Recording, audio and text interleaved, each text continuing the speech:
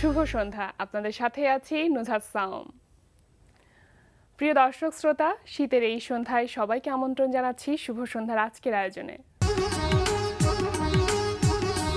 শুভ সন্ধ্যার আজকের আয়োজনে থাকছে আগামীকাল ঢাকায় এনটিভি হাইলাইটস এবং উস্তাদ করিম শাহাবুদ্দিনের সঙ্গে আলাপচারিতা। শুরুতেই আগামীকাল ঢাকায়।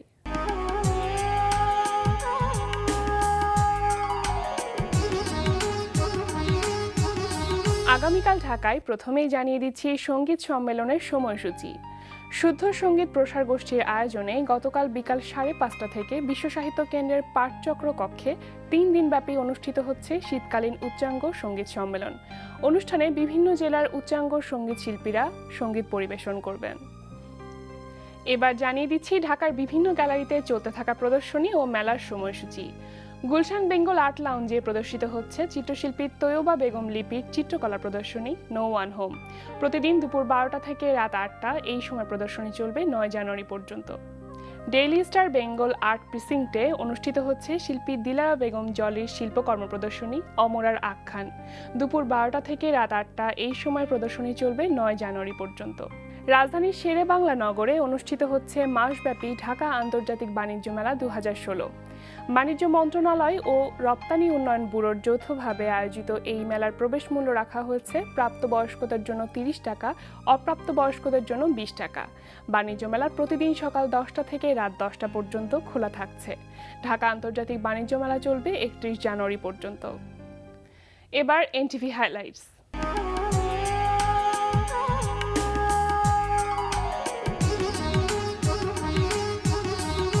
প্রিয় দর্শক, এবার জেনে নিন কি থাকছে এনটিভির রাতের অনুষ্ঠান সূচিতে।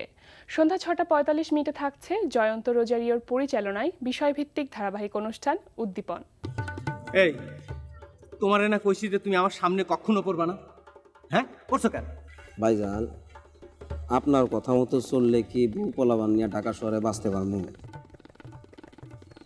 আপনার এক এক ফোঁটা রক্তের দাম 1000 টাকা। ফাও ফাও রক্তরি দিয়ে আইলেন। রাত 8:20 দেখবেন শফিকুর রহমান শান্তনুর রচনায় সৈয়দ শাকিলের পরিচালনায় ধারাবাহিক নাটক সম্রাট। বড় বড় লোকের মাঝে বড় বড় কিছু ফাঁক ফোকরও থাকে। Did you get something? Yes, Kamal Pasha. তার বাড়িতে কিছুদিন আগে একটা মার্ডার হয়েছে। Murder?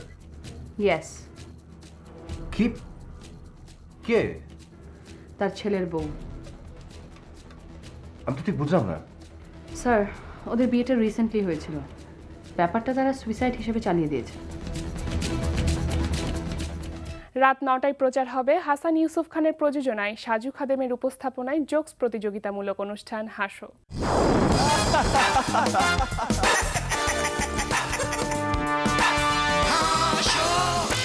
না, আমার ফোন তো ভাঙ্গা ছিল। বচ্চ তুই অনেক সব যা, এটা নিয়ে যা। এই পুরা ঘটনা। হ্যালো ভেরাকান্ত সাহেব, ওই আমাদের গার্লস স্কুলের ওয়াশরুমের দরজায় ধুর মিয়া, কিসের পয়সা গেলাম? সেই আপনি তো সাইকেলটা গাড়ির সাথে লাগাই দিলেন। রাত 11:15 থাকছে ওয়াহিদা রাজ্জাক মিশার প্রযোজনায় অনুষ্ঠান নিউজ ইনসাইড।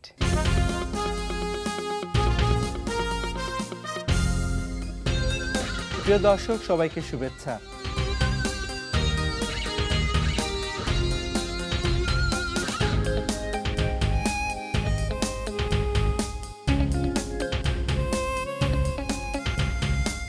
রাত 12টায় প্রচারিত হবে ওয়াহিদুল ইসলাম শুভ্রর প্রযোজনায় অনুষ্ঠান ওল্ড স্কুল বিটস। আমার সাথে আজকে স্টুডিওতে উপস্থিত আছে ওয়েনিং।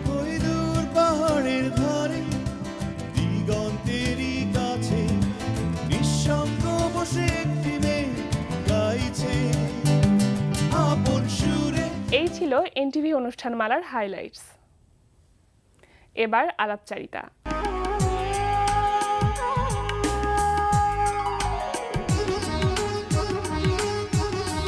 শুদ্ধ সঙ্গীত প্রসার গোষ্ঠীর আয়োজনে গতকাল বিকাল 5:30 থেকে বিশ্ব সাহিত্য কেন্দ্রের পাঠচক্র কক্ষে 3 দিনব্যাপী অনুষ্ঠিত হচ্ছে শীতকালীন উচ্চাঙ্গ সঙ্গীত সম্মেলন। সম্মেলন নিয়ে কথা বলতে আজ আমাদের সঙ্গে আছেন সঙ্গীত শিল্পী উস্তাদ করিম শাহাবুদ্দিন। চলুন কথা বলি তার সঙ্গে। শুভ সন্ধ্যা। শুভ সন্ধ্যা সকলকে। কেমন আছেন? জি, ভালো আছি। এই যে একটি উচ্চাঙ্গ সঙ্গীত সম্মেলন শুরু হয়েছে, গতকাল থেকে শুরু হয়েছে এবং 3 দিন ব্যাপী চলবে, তো আজকে যেহেতু দ্বিতীয় দিন, কেমন দেখছেন আয়োজনটি, কেমন চলছে? প্রতি বছর যেভাবে ব্যাপক সাড়া পাওয়া যায় উচ্চাঙ্গ সঙ্গীত সম্মেলনে, ঠিক গত দিনেও সেরকম মানুষের উপস্থিতি আমরা লক্ষ্য করেছি। এবং গতকাল আমারও প্রোগ্রাম ছিল সেখানে। হ্যাঁ, আরও বিশিষ্ট অনেক শিল্পী ছিলেন, যেমন সত্যজিৎ চক্রবর্তী সেতারে, শিউলি ভট্টাচার্য বেহালায়, সাইফুল ইসলাম নামে একজন ভোকালিস্ট, এবং আমি, মোট 4 জনের কালকে পারফরমেন্স ছিল। আচ্ছা 5:30 থেকে শুরু হয়ে রাত্রি 10:30 শেষ হয়েছে প্রোগ্রাম। আজকেও যথারীতি বিকেল বা সন্ধ্যা 5:30 থেকে শুরু হয়ে রাত 10:30 পর্যন্ত চলবে। আর আগামীকালকে যে প্রোগ্রামটা আমরা শুনবো বা যেটা উপভোগ করবো সেটি হচ্ছে বিকেল 3টে থেকে রাত্রি 9টা পর্যন্ত। আচ্ছা, শেষ দিন আগামীকাল। শুদ্ধ সঙ্গীত প্রসার গোষ্ঠী এইবার দিয়ে 47 বার এই প্রোগ্রামটি আয়োজন করলো।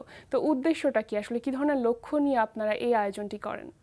উদ্দেশ্য হচ্ছে যে শাস্ত্রীয় সঙ্গীতে প্রচার এবং প্রসার ব্যাপকভাবে যেন ছড়িয়ে পড়ে বাংলাদেশের আনাচে কানাচে, প্রান্ত থেকে প্রান্তরে, সেটি হচ্ছে মূল লক্ষ্য। কারণ শুদ্ধ সঙ্গীত বলতে গেলে উচ্চাঙ্গ সঙ্গীত কি বোঝায়, আর সেই সঙ্গীত যদি যথাযথ না ভাবে আমরা শিখতে পারি বা গাইতে পারি বা পরিবেশন না করতে পারি বা সেটা সমৃদ্ধি সাধন না করতে পারি, তাহলে কোনো সঙ্গীতই ভালোভাবে করা সম্ভব নয়। বিধায় আমরা সেই উচ্চাঙ্গ সঙ্গীতটাকে প্রাধান্য দিচ্ছি এখানে। এবং আরেকটি ভালো কথা বলা প্রয়োজন এখানে, যে আমাদের এখানে কাউকে হারমোনিয়াম বাজিয়ে গান গাইতে দেওয়া হয় না, তানপুরা বাজিয়ে তাকে গান গাইতে হবে, ফ্রি হ্যান্ডে তাকে গাইতে হবে। আচ্ছা, বাহ, চমৎকার একটি উদ্যোগ। হ্যাঁ, চমৎকার উদ্যোগ, যেটা অনেক শিল্পীর পক্ষেই সম্ভব হয় না। হয়তো অনেক নামী শিল্পী, অনেক দামি শিল্পী, কিন্তু তিনি হারমোনিয়াম ছাড়া ক্লাসিক্যাল গাইতে পারেন না, তাকে আমরা ডাকি না এই প্রোগ্রামে। ঢাকার বাইরে থেকে যারা এখানে অংশগ্রহণ করছে তাদের পারফরমেন্স কেমন দেখছেন? যথেষ্ট ভালো, অনেক ভালো, আগের তুলনায় অনেক ভালো। এবং আমরা খুবই আশাবাদী যে উচ্চাঙ্গ সঙ্গীত যেভাবে এগিয়ে যাচ্ছে, বিশেষ করে আমাদের শুদ্ধ সঙ্গীতের যে অবদান সেটা অনস্বীকার্য। এটা আজ 47তম শীতকালীন উচ্চাঙ্গ সঙ্গীত সম্মেলন। এই সম্মেলন খুব ছোট্ট পরিসরে যদিও শুরু হয়েছিল, আজকের ব্যাপকতা অনেক বেশি। আর এটার যে প্রধান যিনি আয়োজক, আজকে তিনি আমাদের মধ্যে নাই, জনাব শফিউর রহমান সাহেব। তিনি একজন অত্যন্ত সঙ্গীত বোদ্ধা এবং তিনি সঙ্গীত রসিক ছিলেন, এবং তিনি চেয়েছিলেন যে প্রকৃত গান বাজনা অর্থাৎ শুদ্ধ সঙ্গীত বা শাস্ত্রীয় সঙ্গীত এদেশে ব্যাপকভাবে ছড়িয়ে পড়ুক, জনপ্রিয়তা লাভ করুক এবং ভালো শিল্পী যারা উঠে আসুক, এই ছিল ওনার প্রচেষ্টা। এবং সেটি আজকে তার সুযোগ্য স্ত্রী উষা রহমান তিনি চালিয়ে যাচ্ছেন, এবং তার পাশে আমরা আছি। সেই অনেকদিন আগে থেকে, অনেকদিন আগে থেকে চলছে। সেই সময় থেকে যে আয়োজনটি শুরু হয়েছিল যে লক্ষ্য বা উদ্দেশ্যকে নিয়ে, এখন কি দেখছেন যে কতখানি সন্তুষ্টি পাচ্ছেন আপনারা? সন্তুষ্টি আসলে বলতে গেলে উচ্চাঙ্গ সঙ্গীতটা এমনি একটা বিশাল সাবজেক্ট যে সমুদ্রের ন্যায় বিশাল। তো সেটি নিয়ে পরিতৃপ্ত হওয়ার মতো কোনো কারণ আমি দেখি না। তবে এইটুকুনি বলা যাবে যে নিজের সম্পর্কে একটা নিজের যে ধারণা বা নিজের যে একটা স্যাটিসফ্যাকশন, সেটা সে পেতে পারে যদি সে এই সাবজেক্টটাকে মনে প্রাণে আঁকড়িয়ে ধরে থাকে এবং সাধনায় যদি সে নিজেকে যদি সে নিয়োজিত রাখে, এটুকুনি বলা যায়। আমার বাবার কাছে আমি প্রতিজ্ঞাবদ্ধ যে বাবা বলেছিলেন যে যেদিন তুমি গান শিখবে না, শুধু গান গাইবে, আমি সেদিনই ধরো তোমার সঙ্গীত জগতে মৃত্যু হয়ে গেল। তা আমি ওনাকে 5 হয়ে প্রতিজ্ঞা করেছিলাম যে কদিন আমি বাঁচবো, গান আমি গাইতে পারি, আর কেউ না ডাকুক আর কেউ মূল্যায়ন করুক, আমার কিছুই আসে যায় না, আমি শিখে যাব। নিজের আত্মার যে তৃপ্তি, সেই তৃপ্তি আমি খোঁজার চেষ্টা করছি, মৃত্যুর আগের দিন পর্যন্ত শিখেই যাব। আচ্ছা, এই যে ছোটবেলা বাবার কাছে এরকম একটি ওয়াদাবদ্ধ এই গল্পটি আমরা শুনবো, কিন্তু তার আগে একটি গান শুনবো। কোন গানটি শোনাবেন আমাদের এখন? তাহলে উচ্চাঙ্গ সঙ্গীতের প্রসঙ্গই যখন হচ্ছে, তাহলে উচ্চাঙ্গ সঙ্গীতের একটু লাইন শোনাই। হ্যাঁ, কলনা হিয়া রে মোরে গালে, কলনা হিয়া এ মোরে গালে, ও নবীন কলনা হিয়া এ মোরে গালে, কলনা হিয়া ধানি রে গামা ধানি রে গরে সানি রাম মগরে গামা ব মগরে সানি রস কলনা হিয়া।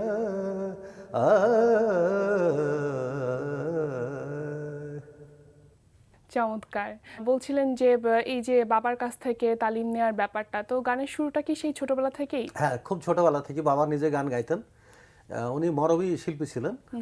তো আমিও ওই লাইনে যেতে চেয়েছিলাম। বাবা বললেন, দেখ এইগুলো তো আমাদের মতো বয়স্ক লোকদের জন্য, আর তুই এখন ছেলে মানুষ, তুই বরং এক কাজ কর, প্রকৃত সঙ্গীত বলতে গেলে তো শাস্ত্রীয় সঙ্গীত, তুই সেইটা শেখ। তখন তিনি আমাকে পণ্ডিত অরুণ ভাদুড়ির কাছে, ভারতের ওনার কাছে আমাকে ভর্তি করলেন। তখন আমি ক্লাস 10-এর ছাত্র। আচ্ছা 10-এর ছাত্র মানে পরীক্ষা ফাইনাল হয়নি তখনও। সেই সময়তেই উনি আমাকে জেদ করে একটা কথা বললেন যে তুই যখন সঙ্গীত শিখতেই চাস আর তোর এত আগ্রহ, শেখ শুরু কর। তো পড়াশোনা তো আমি খুব ভালো ছাত্র ছিলাম, ফার্স্ট বয় ছিলাম ক্লাসের। তো সেই যে শুরু হলো, সে অদ্যাবধি চলছে সেই ক্লাস। তারপরে আর কোন কোন হ্যাঁ ওস্তাদের কাছে শেখা বাবা হয়েছে? যখন আমি রেডিওতে গাইছি, যখন আমি তখন তো অনেক ছাত্র টাত্র হচ্ছে, অনেক ফাংশন টাংশনে আমাকে ডাকছে। তখন বাবা একদিন বললেন, দেখ তুই তো শুধু বেশি বেশি গান করছিস, তো গানটা আমি তোকে বলেছিলাম কি যে ভালো করে শিখে যা। তো এখন তো তোর মোটে 20 বছর 22 বছর হলো শেখা, তো এখন এই শিক্ষা দিয়ে তো হবে না, তোকে ভালো মতো শিখতে হবে, এটার একদম শেষ প্রান্তে যেতে হবে, সেই চেষ্টা বা সেই টার্গেট তোকে রাখতে হবে। আর তুই যদি সেটা না করিস তাহলে বুঝবো যে তোর সঙ্গীত জগতে মৃত্যু হয়ে গেল। উনি এই কথা যখন বললেন তখন আমি খুব দুঃখ পেলাম, খুব কষ্ট পেলাম। যে আমি বাবাকে পায়ে ধরে সালাম করে বললাম যে আমি তোমার এই কথার মূল্য দেবো, আমি যে কদিন বেঁচে থাকবো পৃথিবীতে সে কদিন আমি শিখেই যাব। কিছু হোক আর না হোক, আর কেউ ডাকুক আর না ডাকুক, কেউ সম্মান আর মূল্য দেখ আর না দেখ, কিন্তু আমি শিখবো, আমার নিজেকে আমি ফাঁকি দেবো না কখনো, তোমার কথা আমি রাখবো। আচ্ছা, তারপরে তো রবীন্দ্র ভারতীতে আপনি ওখানে হ্যাঁ মাস্টার্স পড়াশোনার করছি, জন্য যান। মাস্টার্স করছি উচ্চাঙ্গ এবং নজরুল সঙ্গীত দুটোতেই। আর সেখানে ব্রোঞ্জ মেডালিস্ট আমি, 3য় স্থান পেয়েছি আর কি, হ্যাঁ 3rd প্লেস পেয়েছি উচ্চাঙ্গ সঙ্গীতে সারা ভারতবর্ষে। আরেকটি মজার ঘটনা আছে, সেটা হচ্ছে যদি কেউ নজরুল সঙ্গীতে বিশেষ করে যদি কেউ মাস্টার্স করতে চায়, তাহলে রবীন্দ্র ভারতী ইউনিভার্সিটির অ্যাফিলিয়েটেড বঙ্গীয় সঙ্গীত পরিষদে মাস্টার্স করতে গেলে নজরুল সঙ্গীতে আমারই গান গাইতে হবে। আমার গান গাইতে হবে কেন বলি, সেখানে ডক্টর অনুপ ঘোষাল, ইন্দ্রাণী সেন, শঙ্করলাল মুখোপাধ্যায়, অনুসয়া মুখোপাধ্যায়, তারপরে শম্পা কুণ্ডু, সেখানে আমার গান, ধীরেন বোস, এদের গান, এগুলো কোর্সের গান আছে। 2টি সিডি আছে সুনির্বাচিত নজরুল গীতি বলে। সেই 2টি সিডিতে 2টি গান আছে আমার। একটি হলো বি মিউজ করার জন্য, একটি হলো এম মিউজ বা মাস্টার্স করার জন্য। সেই গান আপনাকে শিখতে হবে, সে ভারতেরই হোক আর যে দেশেরই হোক না কেন, সেটা সবচেয়ে ইন্টারেস্টিং একটা ব্যাপার।